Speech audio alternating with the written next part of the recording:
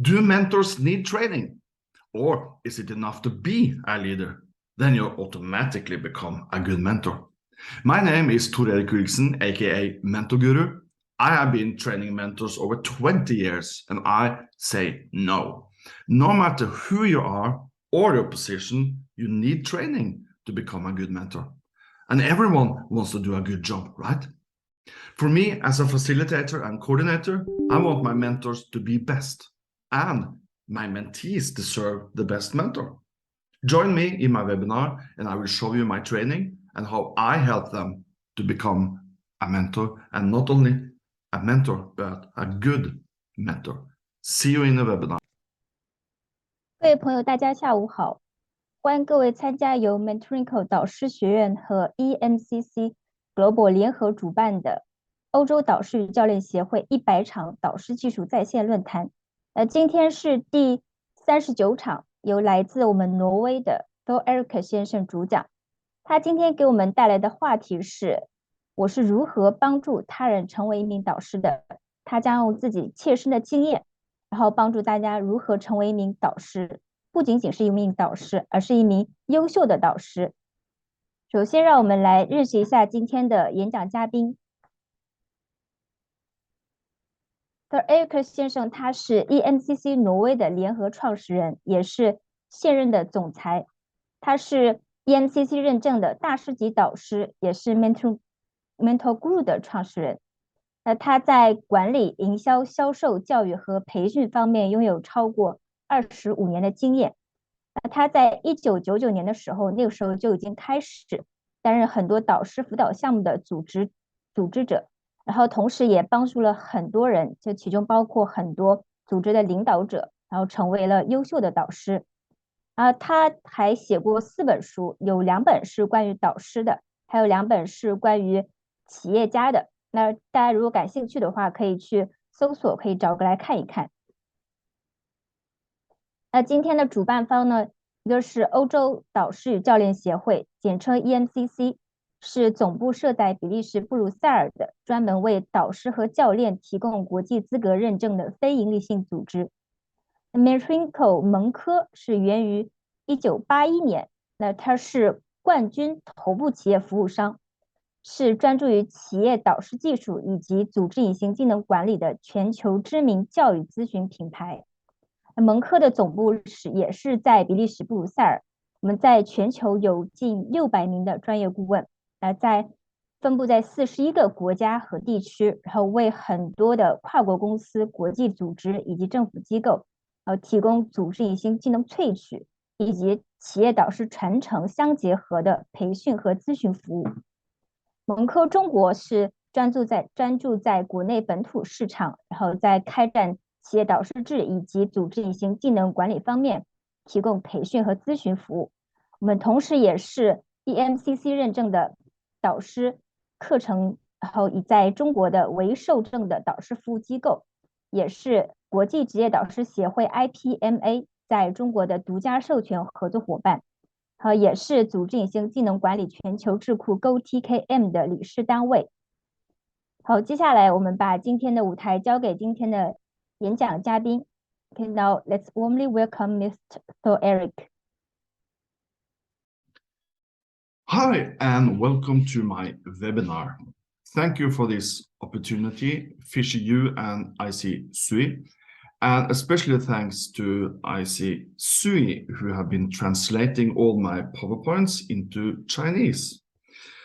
I must say, my hair looks very funny here, but it's just because of the background. That's at least what I'm telling myself. My webinar is about transforming a person into a mentor, and not only a mentor, but a good mentor. So, who am I? I am Thor-Erik Gulliksen from Norway, 56 years old.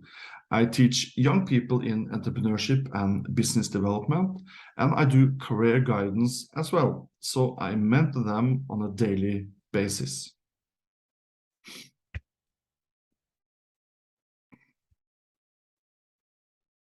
I have over 25 years of experience in management, marketing, sales, education, and trainings. I have also written 2 books on mentoring, one for the mentee and one for the mentor, 2 books on entrepreneurship, one with motivational stories from entrepreneurs and innovators in Europe, and the other one is kind of the same, but from Africa. And also contributed to several international books as an international expert within mentoring.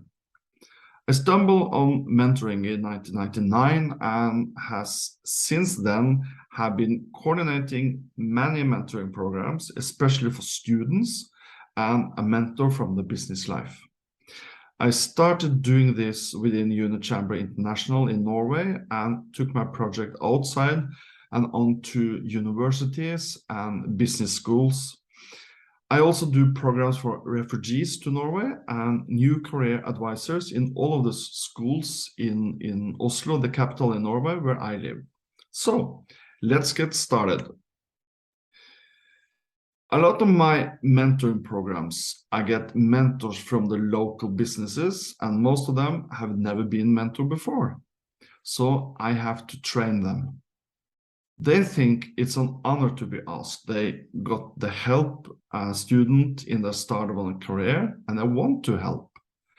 To be a mentor is important to have the relevant experience and communication skills. They are needed to effectively coach someone. That's what I tell them and my sales pitch for the mentor training. So the purpose of the mentor training. To do a training for an unexperienced person is vital and very important. Important for the person who is going to be a mentor for the first time, and important for the mentee, which is probably also a mentee for the first time. And also for me as the coordinator and facilitator, because then I have ensured the quality of the program.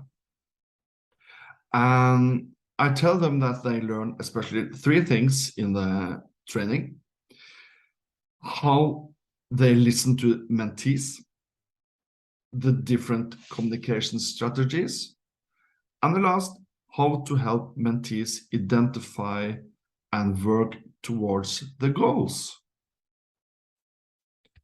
So everyone can be a mentor, but without some training, you will become a mediocre mentor.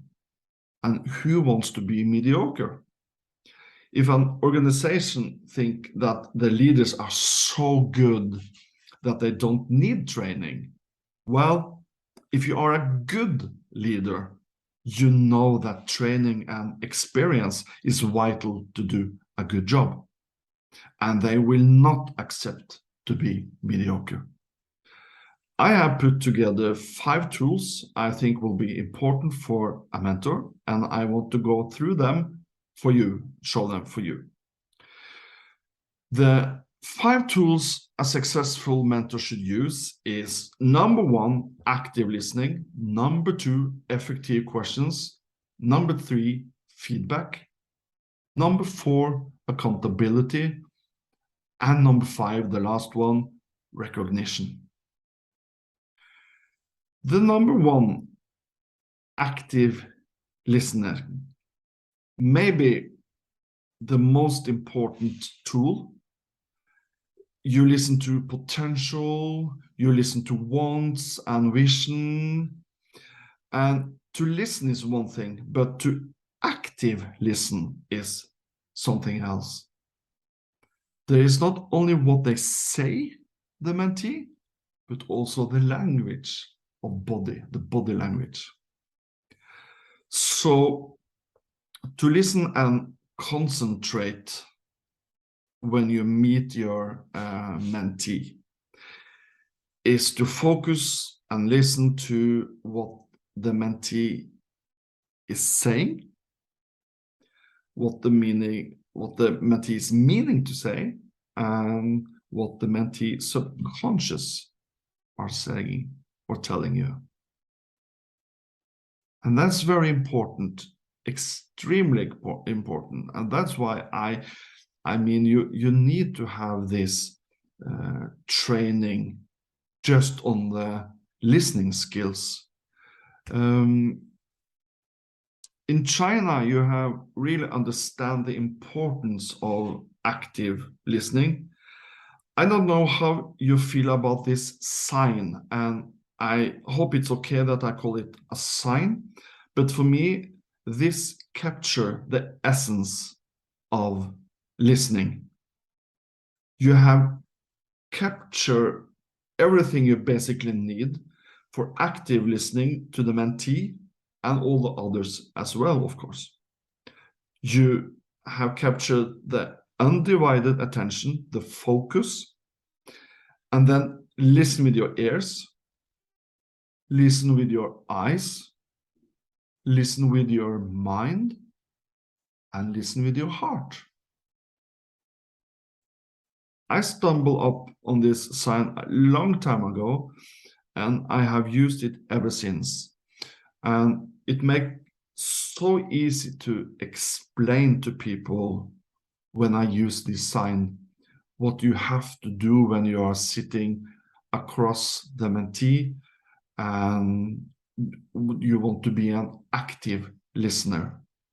So, number 2 is effective question. Because you listen actively, and then you have to come up with some questions. And it's very important when you ask questions that you don't steer your mentee in one direction that you want. It's the mentee's path, and the mentee should define the path themselves. So, closed questions. You're closing it, it's a no-no. But it could be like, will this action plan work? Or can you do anything more? If you listen to it, you're closing, so you get not much of an information about these questions. But if you have open questions instead, such as, for example, what impact will this action plan make? Or how can you improve the results even more? Then you have the open questions, and the mentee will reflect, tell you something, reflect even more, and tell you even more. And you will get a lot of information that you need to know how this is going to work and how the mentee is going to work. You have other type of questions. It's leading questions, because then you lead the mentee towards something you want. And that's questions like, what is the chance that this task will succeed? Or isn't it better to put these tasks on hold for the time being? Then with the question, you are telling what you mean and not get a chance for the mentee. And so leading questions is a no-no. But neutral questions, open again questions, they are neutral. You don't lead them anyway. It can be questions like, what obstacles may interfere with this task? Or what are the arguments to proceed with the projects? So as you hear, the questions has to be open and neutral. Very, very important. And as you may notice, I don't use maybe one of the most mentioned and most used questions. Why? And why, you may think? Well, I think that by using the word why, the mentee will go into the defense part. It could easily be considered as an accusation. But I don't say that you cannot use it. But I say that if you use it, be very careful, both using it, but also how you use it.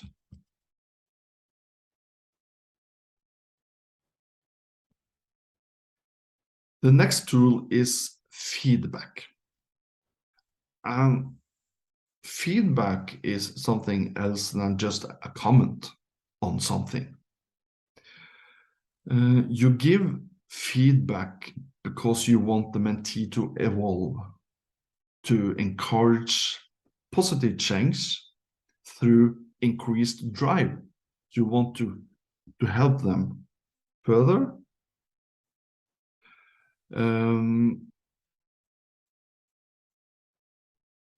You have to notice when you are doing this, when you give the feedback. It's very important to know how you speak, the tone of your question, the tone of your feedback, your body language, and the eye contact. You have to have eye contact, because then with the eye contact, you're more sincere. You should also start with a positive thing, of course. Then it's easier to take some not that positive up. Remember, it can never be personal. You can't go into something personal, because then it's the same as using the word why. They got defense at once. So be very careful, not judgmental, open feedback, sincere feedback, with good body language, a good tone of voice, and eye contact. So, different kind of giving feedback. I've already said something about this, but you should avoid, again, person or condemnation. You need to stimulate them to think for themselves. By your feedback, they should be more reflective on what they have been thinking of doing or solving the problem. So they need the feedback to start thinking, reflecting on, is this the best way to do it? Give good questions and not only information, but remember the body language, eye contact, voice, and so on and so on. Okay. The next one, accountability. It's quite easy to put big goal on a paper or goals on the paper. But the thing that separates the winner from the loser is action. So you have to have a plan, and that's where accountability comes in. Number 4 of the tools, you have to make a plan. And the plan is making for the mentee to take action. And you take it in the end of the conversation. You try to get some dates. When will you be finished? When will you do this? And you also create clarity about what will be done. It could be something you need to do this before you can do this. So have the plan, have the dates, so it's more likely to happen. Because if it's too much, too big a goal, they can give up. So using this to try to measure and divide the different things in the big goal, it's more important, because then it's more likely that they will succeed. So most of the or possible questions can be like, what should you do? When are you going to do it? That's a time frame, the date. How can I help you in the process? You offer your help. And how are you going to keep me up to date? This is kind of a contract. You're saying you are going to do this. This is the date. Okay, how are you going to keep me up to date? How the things are going? Are you up to the date? Are you missing the date? Could it be that you need one more month or something else? But keep me up to date. The last one is recognition. And this is a kind of a feedback, actually, but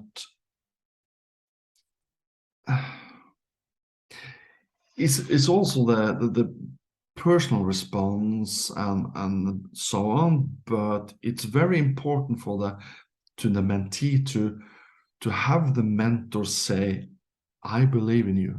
I believe in you, my fantastic mentee. I believe you will conquer the goals that you have put on the paper. I will be there to help you. And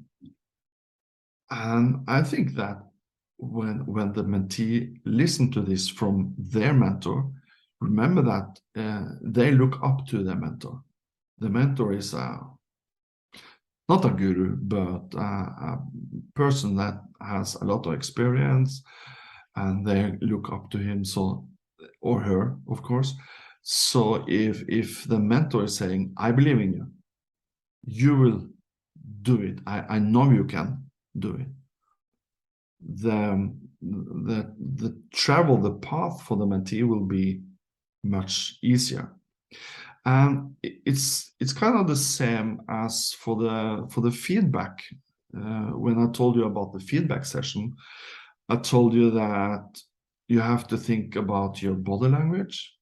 And it's the same here. When you give the recognition, think about your body language, the tone of your voice, and you also remember eye contact, very important.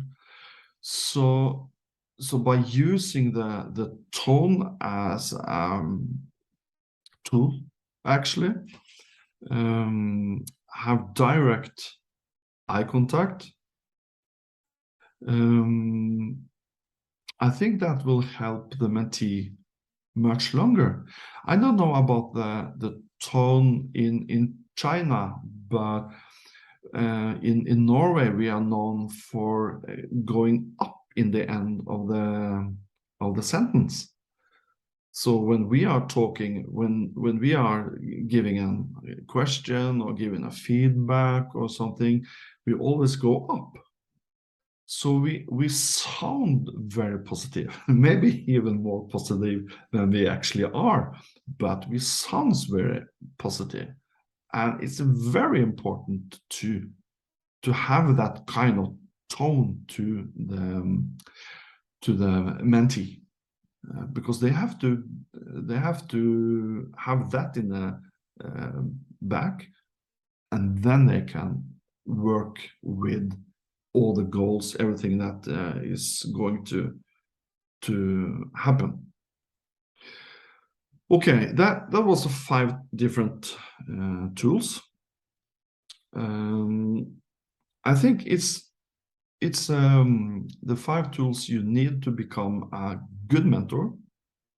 So now I want to pinpoint a bit about the framing of the mentor training. How long should it be, and so on and so on. And unsurprisingly, it's like this. The more you train to be a mentor, the better mentor you become. It's not rocket science. We know that the more you train, the better you will be. So also within mentoring. So I tend to have two types of trainings. The first training is before the program has started. I do a 2 or 3 hours training with the tools that you just have seen. And we do a lot of exercises. It's a fun exercise about active listening when they are sitting across each other and one is telling a story and one is trying to listen without giving anything of any kind of feedback, not a or a question, and trying to do this, and then they change and do it with feedback and comments, and to show them the big difference on how you focus, if you can ask questions or come with some small comments, and how difficult it is to focus if you don't do this. If you don't come with any feedback, just sitting there like a stone face, it's very difficult to focus. It's very difficult to listen to the story. It's more easy to think about, what should I buy when I'm coming home? What's for dinner today? I have to plan the dinner, blah, blah, blah. So when you can come with some small comments or feedback, it's more easy to listen. So that's the big difference between active listening and just listening. So we do a lot of exercise all that, and then I also do some exercises about how to do the questions and which questions they should have. We do a lot of trainings. If we have 2 hours, we do some trainings. If we have 3 hours, we do more trainings. Sometimes I have 4 or maybe up to 5 hours. Then we have more trainings, longer training sessions with feedback, active listening, with questions, and so on, because the more you train, the better mentor you're going to be. So then they start to meet their mentee. They have the mentor-mentee meetings, and around midways, because I'm running the different programs for a school year, from around September to May, June. And midways around January, December, January, I have a midterm meeting. And I find this very important because then they can meet all the other mentors once more. They meet for the first time at the first training, and then I meet again in a midterm meeting. It's kind of putting your foot on the ground and see what's happening. What has happened this term? Did something difficult happen? Do you think it's difficult to meet, to find something to talk about? Did they ask something that you didn't know what to answer? It's easy for the mentor to think that this is only me. I'm having problem. I can't answer that. But when you meet the other mentors, you see that, oh, it's not me. It's not only me. It's some others also have the different kind of problems, topics they can't answer, and so on and so on. And you can use questions like, was it difficult to establish a good relationship with the mentee? That's the first and or second meeting. Was it difficult to establish this platform you need to talk to the mentee for a year? How did you do? And different mentors are telling about what they did and how this was going and so on. And then you can ask, have you experienced something that you could not answer? A question, a problem, or something like this. And they come up with examples, and then they tell them that, sorry, they tell them that I didn't know what to do, I didn't know what to say, or I said that regards this problem, regarding this question from the mentee. Was it correct? Should I say something else, or could I say something else? And then all the mentors help and tells, no, we did the same, or we tell them this or that. So they are experience sharing. That's what it's all about, experience sharing. And the last example of a question could be, do you have any example of something you did or something you said that you are really happy with? Was it something you did or say that you were especially satisfied with? Tell us. And everyone should do that.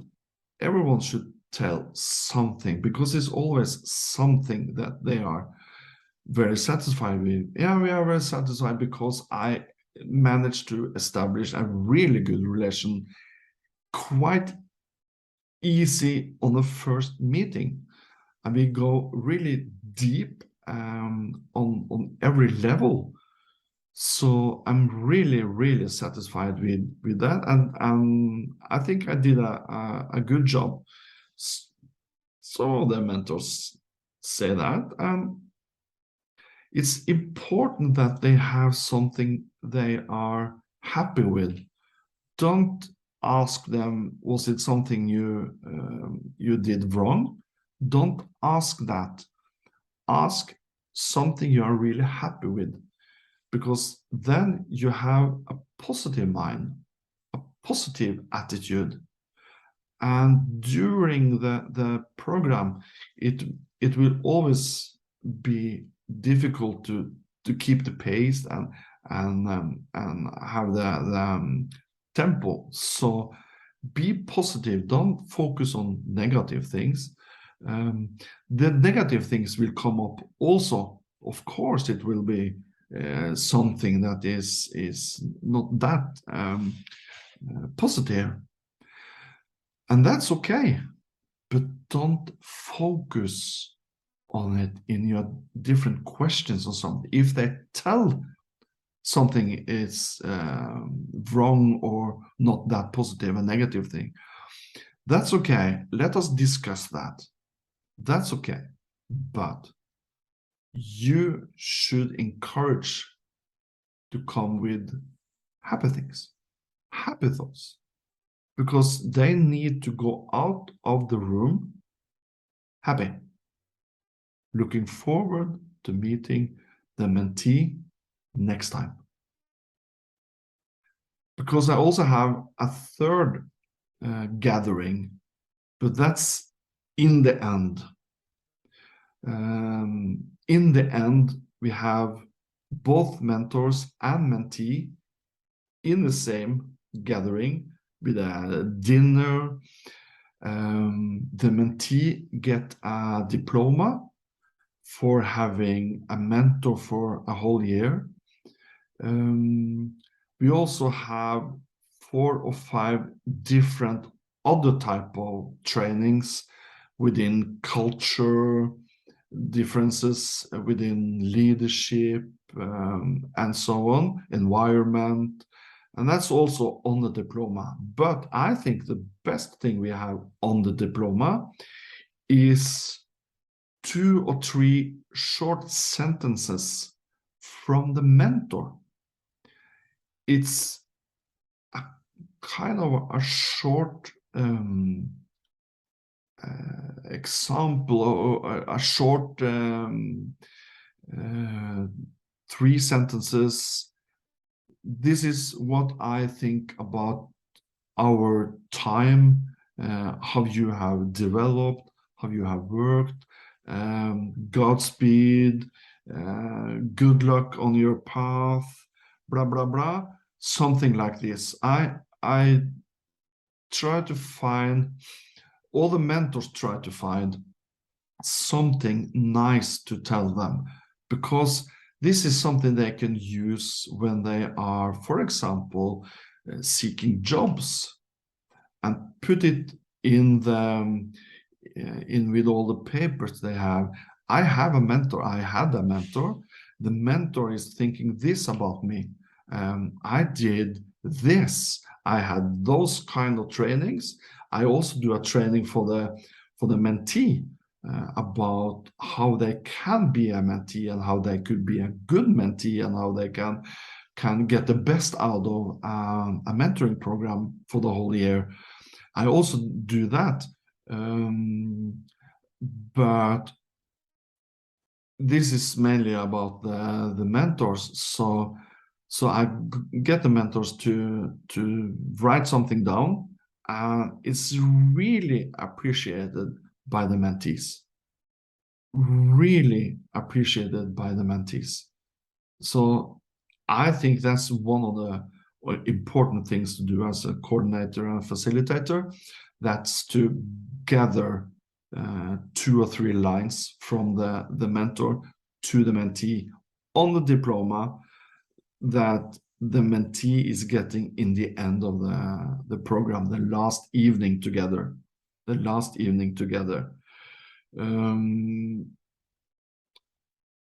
Yeah, I want to say something about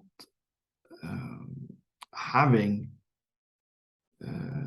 leaders being mentors, because, as I said in the beginning, I think many leaders may think that they don't need training. We are leaders. We have been leaders for many years. We have worked our way up into a leadership position. We have a lot of experience, and so on and so on. And I totally agree. They are leaders. They have been working their way up through the company, and deserve the spot as a leader. But the leaders know that to be good in something, not being mediocre, we're not talking about being mediocre, but being good in something, you have to train, you have to learn. So every good leader knows that, okay, I need some advice. I need something, because this is a new role for me. I can't just take a role and think I will do it very good. So I respect the question. I think it's a good question, but I think the training still is important, and it's an important part of building a great mentorship program, because that's what we are going to do. That's what we are doing. This is a mentoring program. You're part of a program. It's not only you and the mentee meeting on a coffee shop or on a cafeteria or bakery or something. You are part of a program. And being part of a program is something you have to learn. It's some ground things that's important. And I think that train them to be a mentor, the new role, is important for grounding the program and to make the quality of the program. Because I, as a coordinator and facilitator, have to ensure that the quality of the mentorship program is good, that they have a high standard of everything they do. Every part of every mentor is having a high standard. Every mentee has a high standard. I have a master practitioner accreditation in mentoring within EMCC. And that's because I have a high standard in everything I do. So it's not only me that having a high standard. Every mentor should have this high standard as well. And we have to find the ground, the same place to be on the same page with the rules and the expectations. So we are building something that are going to last for 1 year. We are building the mentorship program together, and every part of that has to train, has to understand what you are a part of. That's why I also train the mentees in how to be a good mentee. And it can be some gaps we are filling. They can have some gaps without knowing it. And I think that the 5 rules of, or the 5, sorry, not the rules, but the tools, the 5 tools as a mentor, you can use them specifically also as a leader. You listen actively to your employees. You come up with the right questions. You don't lead them with any questions. You give feedback, acknowledgement, recognition. You have to put a plan. Everything is all about being a leader as well. So all the tools can also be something you do, something you use in your day-to-day job. Everyone wants to be a little bit better every day. I hope so. I want to be a little bit better today than I was yesterday. I want to be a little bit better tomorrow than I was today. It's not big things. It could be a small thing. It could be something you see on the television, something you read in a book, and you learn something. Wow. When I learned the Chinese sign for listening, that was something I learned that day. So the next day I was a little bit, so this day I was a little bit better than the last day because I haven't heard about the listening sign in China. So next day I learned something else. And the next day I learned something else because I want to excel. I want to be better every day.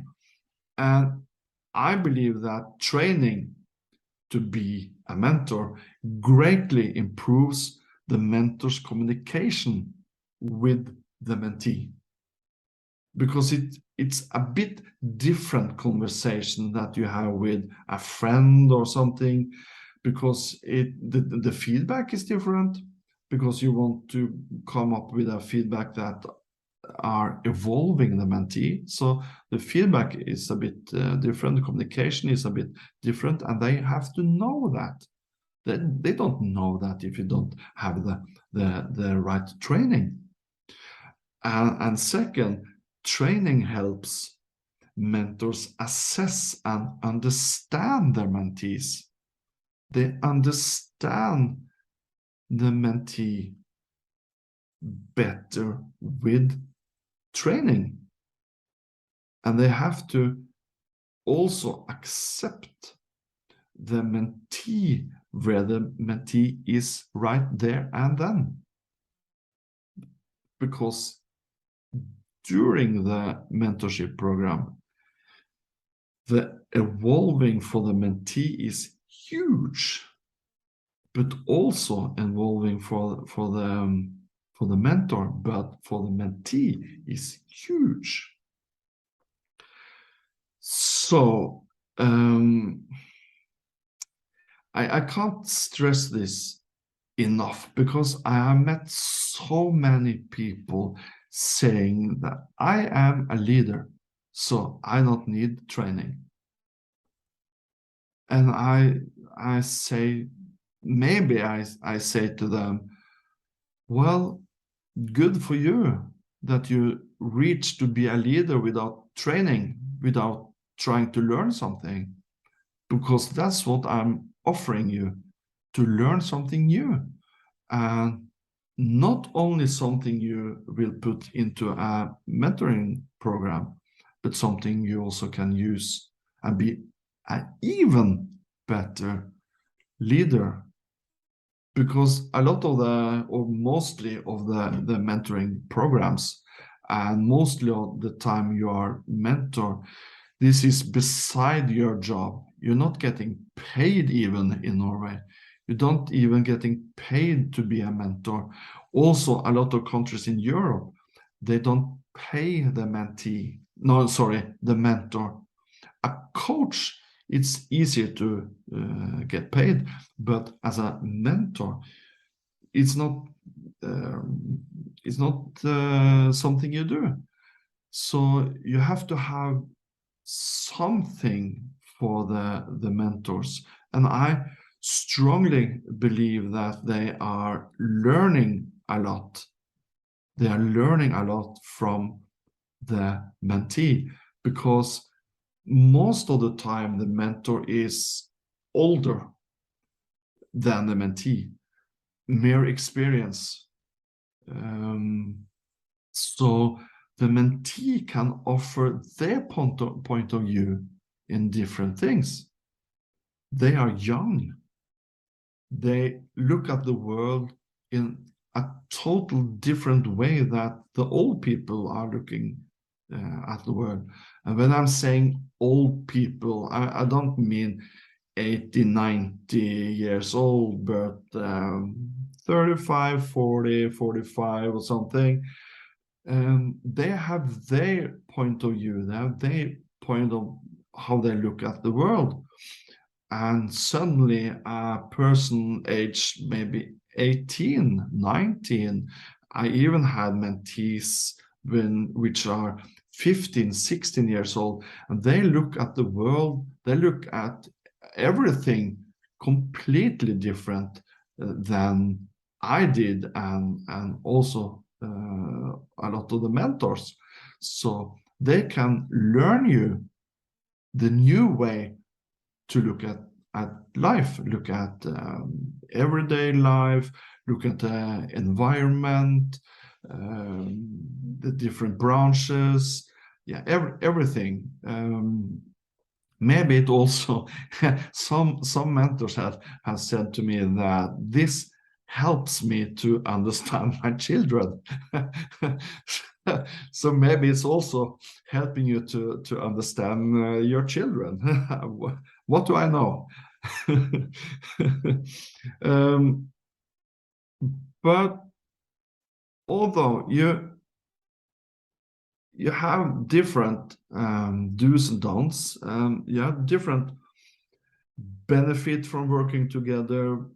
The more experienced you are, you share your knowledge with a less knowledge employee, for example. If you're in a business, the less knowledge employee is the mentee.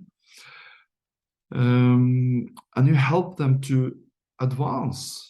The mentee, as I said, they are growing. The path will be endless. The growing will be huge, and the advance will be huge. Maybe you want to grow them into a leader role, for example, in a couple of years. So this could be the beginning. So the role of a mentor is diverse. A good mentor should be a kind of a teacher, role model, visionary.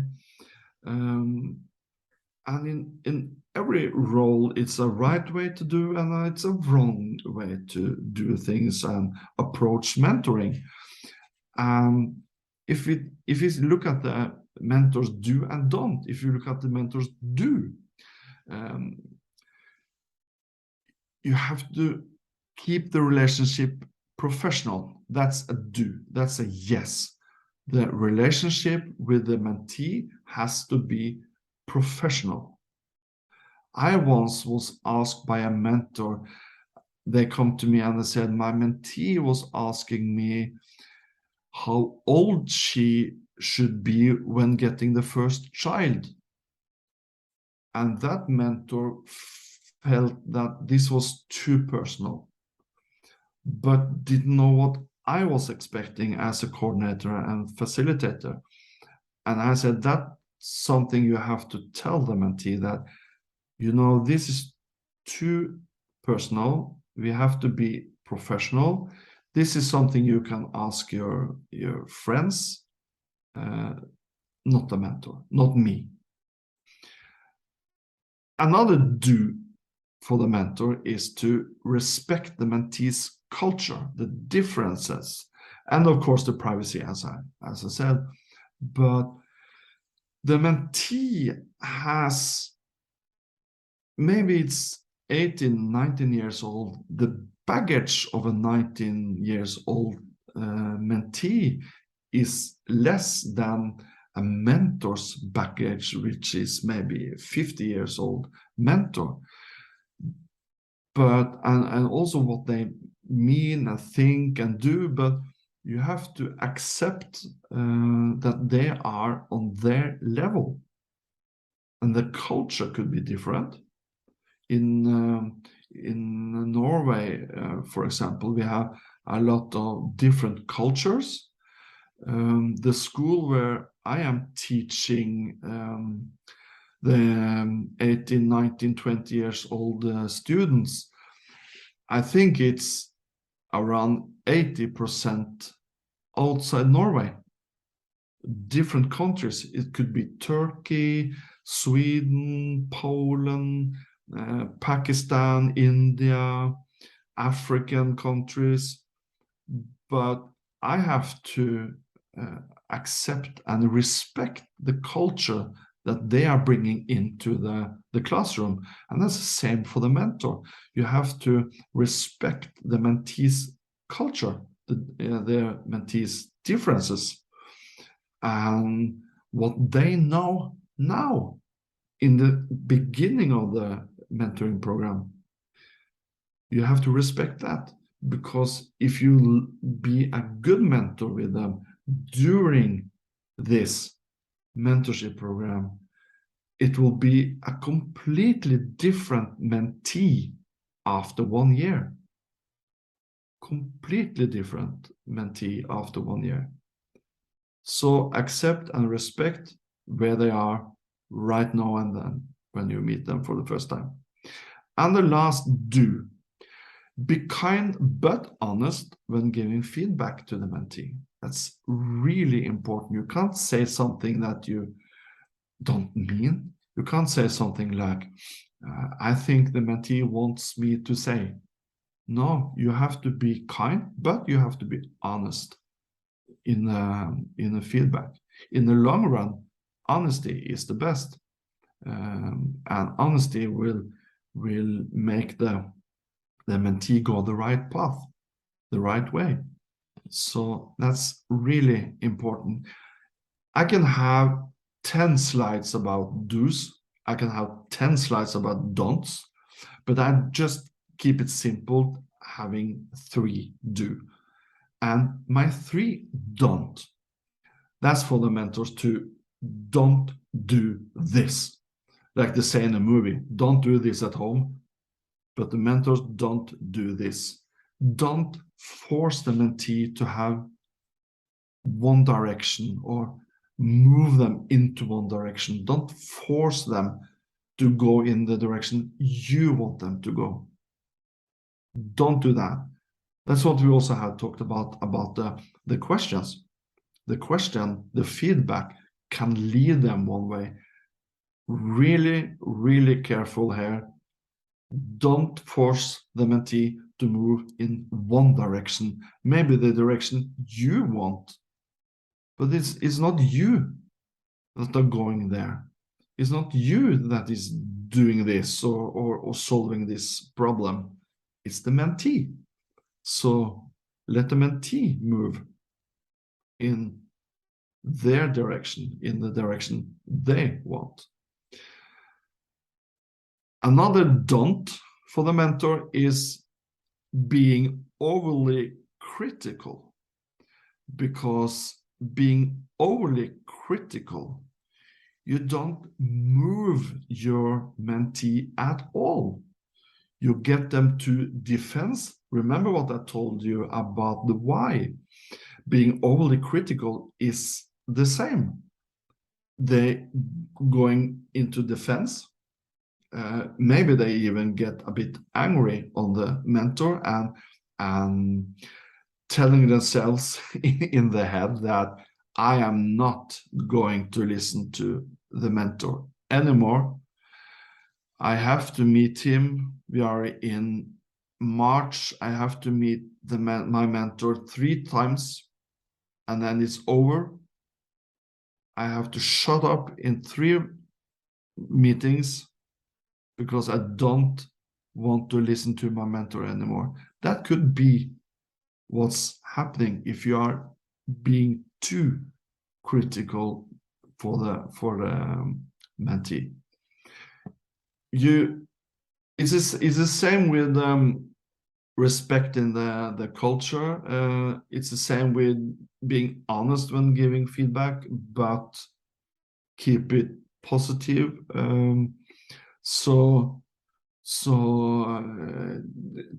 Try to end everything on a positive route, so that they are really happy when you leave you, looking forward to see you the next time, and looking forward to work with the things that you have been talking about in the meeting. And the last don't for the mentor is to take the role lightly. It's nothing you just take lightly, because you can have so huge impact in one person, in one person's life, in one person's active working role, the success or not the success, the personal development, everything. So don't take the role lightly. And you can, for example, try to remember back when you started. Good mentors can remember what it was like just starting out in a field when they start, for example, in the company, when they start at the university, when they start different relationships. Just remember, how was it for you when you started for the first time? I like to know that a good mentor is thinking about all this when they are meeting their mentee. So to try to sum up everything, mentoring relationship are crucial to businesses, to companies, to people. And a good mentor is willing to use some time and to teach what he or she knows and accept the mentee where they are currently in their professional development. Good mentors, as I said, can remember what it was like when they started something. A good mentor possesses some qualities, maybe the following qualities. They want to spend time with the mentee, willingness to share skills, knowledge, and expertise. And as I have been writing down here, they listen. Being a mentor means being a good listener.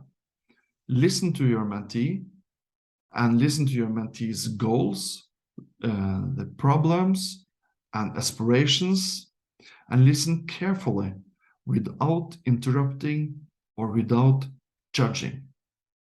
That's where the respect comes in. Accept and respect where they are. Provide guidance. And that is help your mentee set goals and develop a plan to achieve them. Provide guidance on how to take action and how to make progress.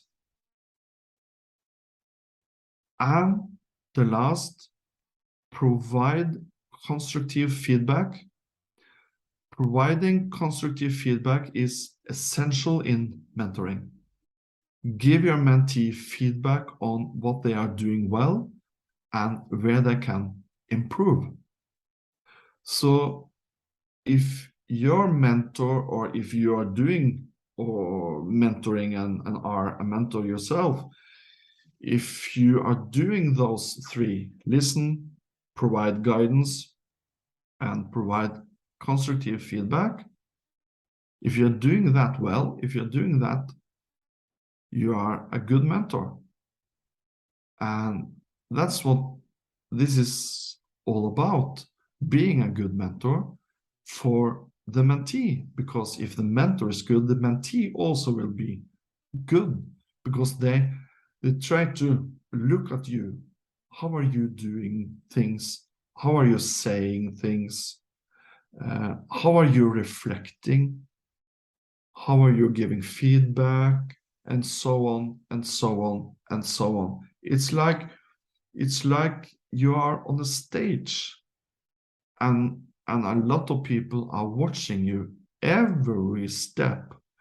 Now we can say it's not going to a stage and having 200, 300, 400 people, 1,000 people looking at you, but we have a lot of young people being influencers, and the camera is following every minute, every day. So they have to look up to and look on what they are doing, saying, everything. And it's like the same for being a mentor. Many people are looking up to you and trying to see what is he doing, or what is she doing. The same as a leader. What is my leader doing? I'm really proud of my leader. I think my leader is saying something that is very, very good right now. And even sometimes you think that your leader is saying something is not that good, it's not that positive, but he's still my leader. But doing those three things, it's getting you to a higher level of being a mentor. So going up from a good mentor, but really good mentor. So thank you so much for your time. For me, it's fantastic to show you my working methods. And I really hope that you can use it.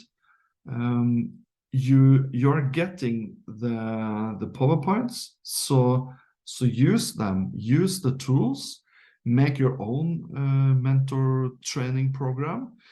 And if you're doing so, please let me know how it's going, what you think. Send me a message on some social media or something.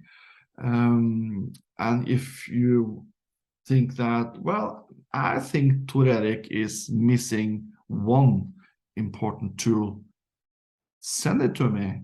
Tell me, please. And I hope you can use it. I hope it was a sharing experience in a good way. At least this is how we do in Norway, how we do in most of Europe.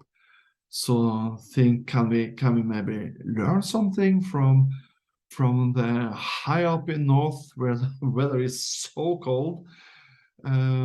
Can we learn something? Can they learn the Chinese mentors something? I think we can, and I would love to hear something back on how the Chinese mentor is. So look me up. You can visit me on Instagram, on Twitter. I have my blog on mentorguru.info. I have LinkedIn. Please connect with me on LinkedIn. I have my own podcast. I started last year, 2022. So episode number 21 is out now, mostly in Norwegian, but sometime also in English. So I think it's 3 or 4 episodes that's in English.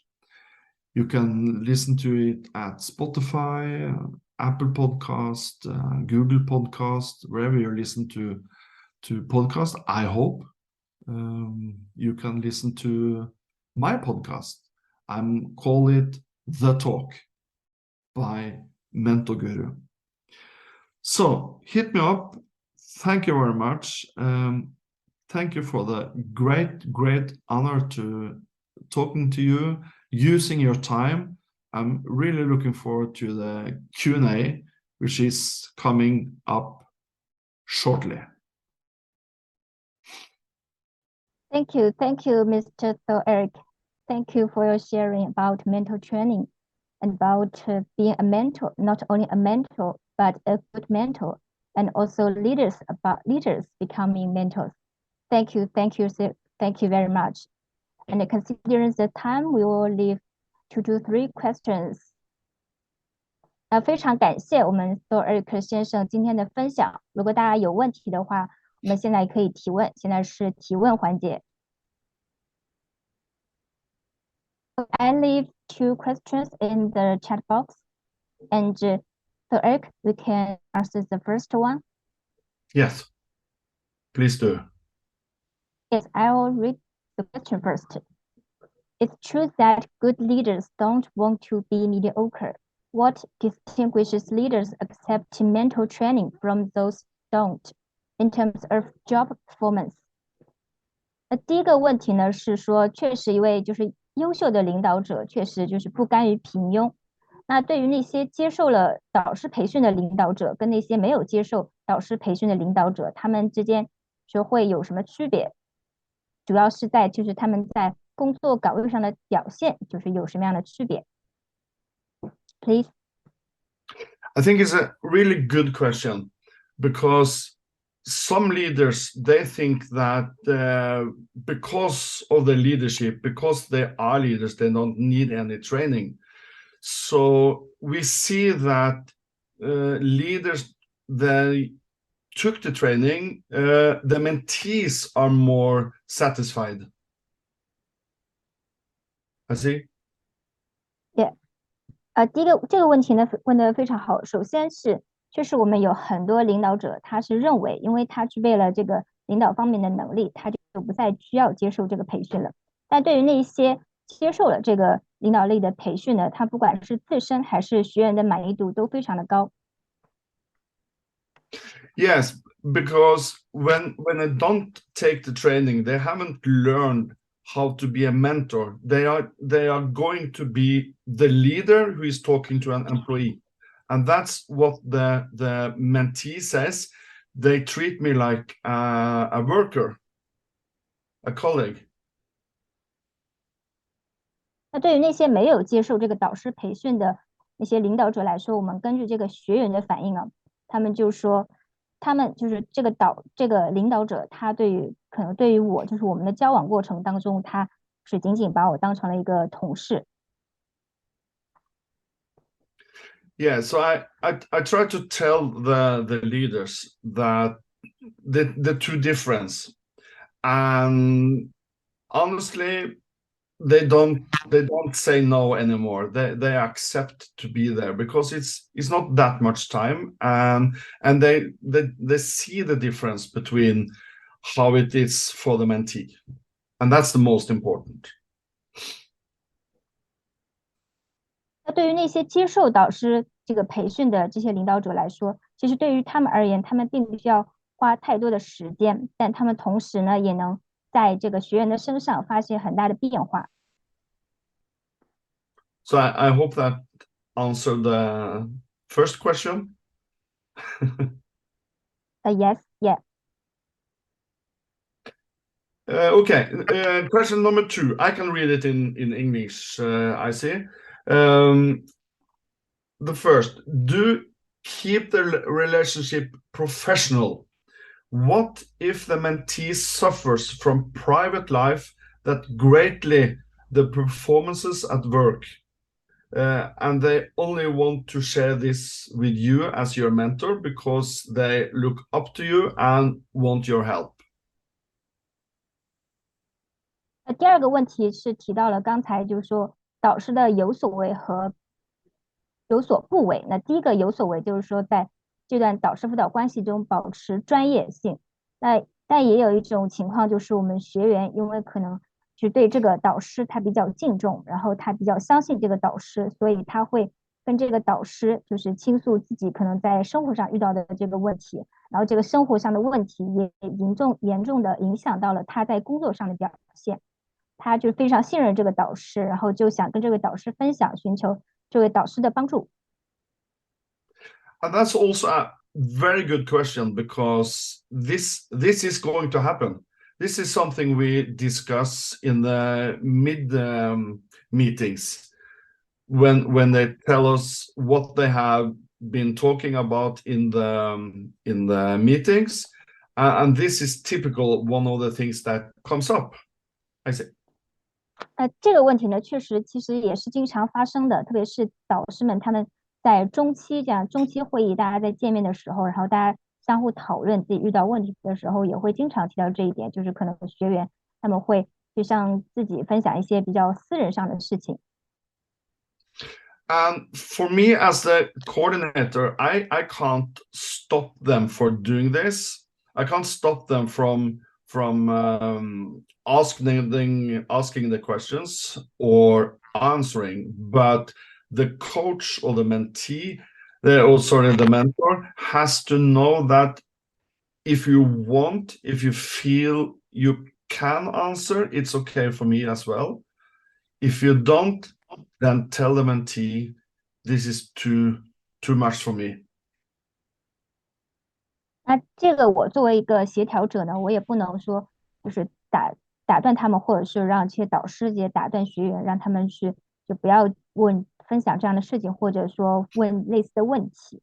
那我对于就是导师的建议是，如果你遇到这种情况，你觉得你是可以回答对方的，可以给予一定帮助的，你觉得可以的话，那么你可以去尝试去做。但是如果你觉得你可能无法回答这个问题，无法帮助对方的话，你可以直接向对方坦诚，就是告诉他可能这个对你而言可能有点就是难以回答，你可以直接告诉对方这样。And that's maybe the biggest difference between having a mentoring program for students or having a mentor program for businesses, for companies. If you've been having a mentor program into the businesses, you have to know that this is going to happen. This is one of the questions. So you have to handle it. If not, you have to step out of the program as a mentor, and you have to get another mentor in. 这里呢也涉及到一个，就是我们面对学生做导师辅导项目，跟面对企业做导师辅导项目有很大的不同。比如说面向企业做导师辅导项目的时候，如果遇到这种情况，我们是提倡导师如果能处理的话，就是可以处理一下；但是如果不能处理的话，可以就是暂时的退出，可以让另外一位导师介入，然后帮忙。I hope this was also a good answer. It's a difference between having a program for students or young people or having a mentoring program within a company. So that's a big difference, especially when it comes to this question. 对，就是刚才我们也分享了，就是面对可能学生做这个导师辅导项目，跟面对企业里的这个年轻人做导师辅导项目，可能就存在着这一点的不同。就是我们就可以在企业里，可能说除了就是这位导师不能帮忙的话，我们可以就是让其他导师介入这样。Thank you for your great answers. I think and considering. Well, thank you for the great questions. I'm really enjoying this. Yeah, thank you. It was a great pleasure to have you, our speaker. Thank you very much. Thank you, and thank you for that. It's been a real honor.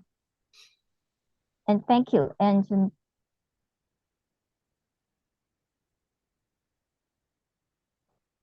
thank you, Thor-Erik, and for today's great webinars. And thank you for taking your time here. Thank you very much. 好，现在我们进入就是下一期的预告。非常感谢 Thor-Erik 先生刚才给我们精彩的分享。然后我们这里也分享一下，就我们下期的这个讲座预告是在4月20号的上午10点到11点，是由来自美国的 Damian 博士。他是 ICF 的前任会长，也是 ICF 大师级教练 NCC， 也是 EMCC 认证的督导，也是我们 EMCC 认证的大师级导师教练。他给我们带来的话题是面向导师教练的团体督导。感兴趣的朋友可以扫右方的二维码，然后报名参加我们下一次活动。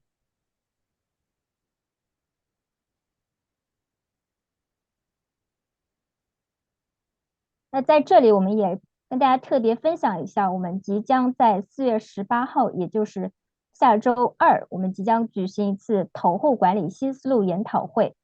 那这次研讨会呢，是由就是我们 Mentorico 蒙科以及世界领先的智力资本管理供应商 Europa 集团，然后联合主办的。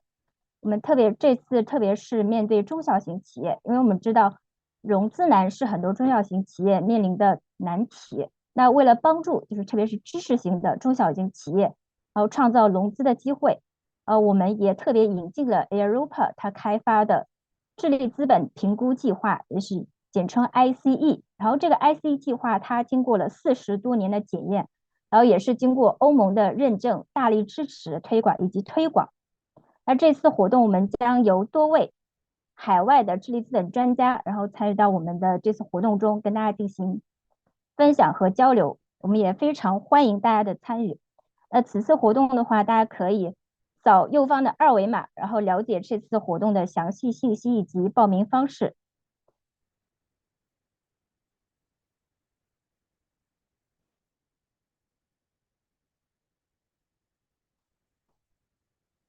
好，另外是我们要跟大家分享的是，我们 EMCC 的中国会员开放日是在每月的，然后最后一个周六的下午。然后下一期的这个我们的 EMCC 会员开放日是在4月22号的周六的下午。然后到时候大家会详细的了解我们 EMCC 在全球也包括近几年在中国的一个发展以及前景，以及大家如何加入我们 EMCC 大家庭，以及包括我们往期已经加入我们 EMCC 大家庭，已经获得认证的导师，然后届时也会跟我们进行经验的分享和交流。同时呢，大家也会了解到如何获得我们这个 EMCC 中国导师的认证。那关于这个 EMCC 导师的认证呢，我们也在这里告诉大家一个好消息，就是我们即将在下个月5月份，然后开启新一期的这个 EMCC 导师认证课程。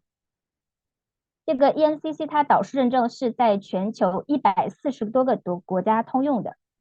然后关于更多的这个 EMCC 认证这个具体的详细信息以及这个报名方式，大家可以扫左下方的二维码，然后可以去报名参与。那这里可能也有人问了，就是什么是导师辅导，或者说什么是专业的导师辅导？因为我们说到专业的导师辅导呢，往往会提到5个要点。首先，第一个是我们导师是要帮助学员选对方向、做对事情的。就首先在导师帮助学员明确发展方向以后，然后在这个基础上，然后帮助学员去挖掘学员的无限潜能，然后帮助其快速有效的达成目标。第二个是导师在帮助学员达成目标的过程当中，同时也要能够帮助学员得到这个能量状态的提升。第三个是导师既要帮助学员去充分的利用他外在的资源，也要能够激活他的内在资源。第四个是导师辅导成果是可以被量化的。我们在导师辅导过程当中，我们的 KPI、KBI 和 ROI 都是可以被有效的计量和比较的。最后一个呢，也是我们蒙科的一个特色，是我们将组织隐性技能萃取，然后融入了我们导师的一个特色技能里。我们懂得这个隐性技能萃取的导师，他不仅能够传承自己的经验跟智慧，也能够通过萃取他人的技能，然后帮助到学员。我们也非常欢迎大家加入我们这个中国认证导师的行列，然后欢迎大家扫左下方的二维码报名。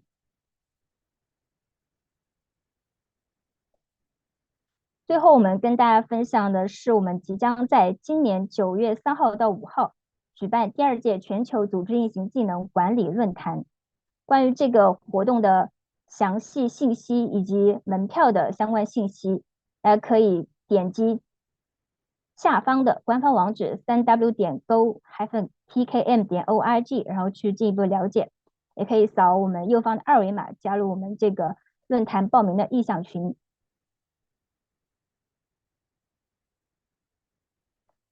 最后是非常感谢大家参与我们今天的论坛，然后我们也非常的希望得到大家的反馈，然后我们也希望大家能够扫下方的二维码，然后留下大家对本次这个活动的宝贵意见。